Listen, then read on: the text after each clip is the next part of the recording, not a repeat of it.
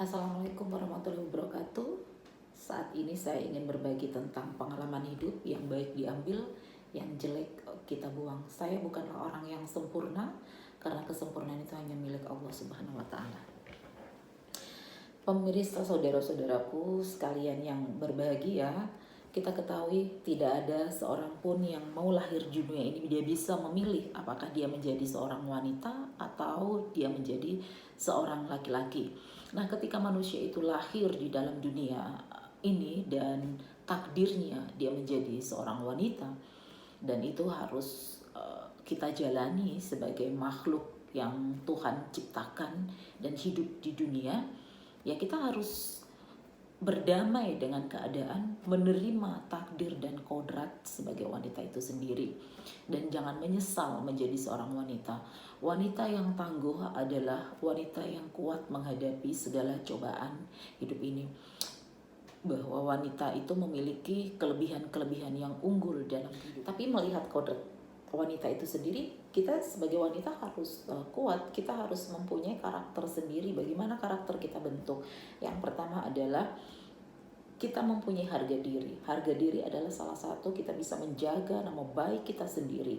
Kita harus merubah mindset kita bahwa segala sesuatu yang kita kerjakan adalah berdasarkan kemampuan kita.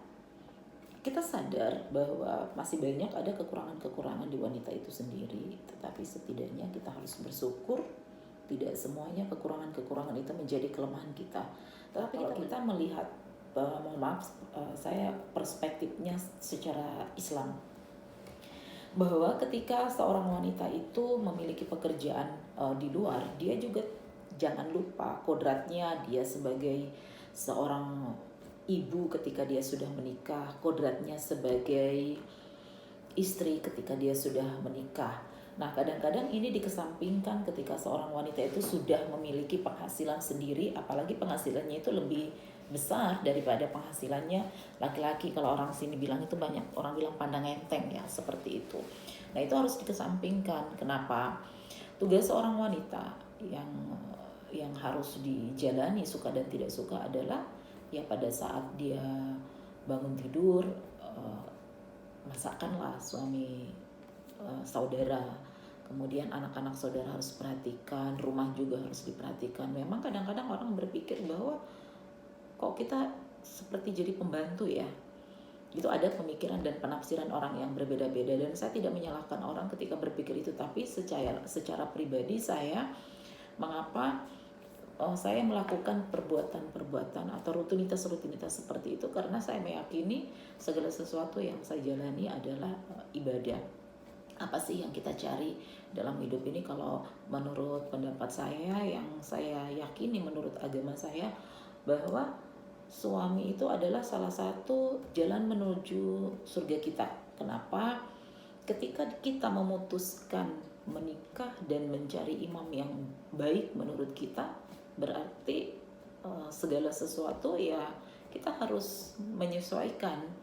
Apalagi kita sebagai pekerja harus bangun pagi, kemudian hal-hal apa yang kita lakukan. Nah, kan ini kan kadang-kadang orang berpikir itu ya udah saya kerja, suami juga kerja, ya harus kita kerja sama-sama. Memang sih harus seperti itu, tetapi pada dasarnya kalau menurut saya perceraian itu salah satunya terjadi. Saya tidak menyalahkan wanitanya saya yang tadi saya sampaikan, saya juga tidak menyalahkan suaminya, karena saya yakin pasti ada visi dan misi lah yang berbeda. Namun melihat banyak yang saya hadapi dan saya lihat di lingkungan saya, wanita-wanita itu kebanyakan dia tidak memperhatikan suaminya lebih detail. Suaminya mau pergi ke kantor, istri masih tidur, kemudian rumah juga berantakan. Nah, ini kadang-kadang membuat laki-laki tidak nyaman di dalam rumah itu sendiri. Apalagi banyak laki-laki itu ketika dalam bekerja itu berhadapan atau bersinergi dengan para wanita. Nah, ini kan kadang-kadang ada wanita juga ya, dia sudah tahu itu lakinya orang, tapi tetap juga dia embat. Kenapa? Yang pertama adalah ketika dia melihat laki-laki yang sudah bekerja, kemudian secara finansial dia berkecukupan, kemudian dia memiliki jabatan tertentu, banyak wanita yang melirik. Kenapa? Saya melihat banyak wanita itu tidak mau kerja, maunya instan, tapi hidup hedonis. Dia tidak mau berdamai dengan keadaan, menghalalkan segala cara, dan akhirnya apa kita lihat dan apa yang kita perhatikan, ini kisah nyata. Ternyata banyak wanita-wanita yang masih kecil karena pergaulan yang salah sehingga dia melakukan open BO.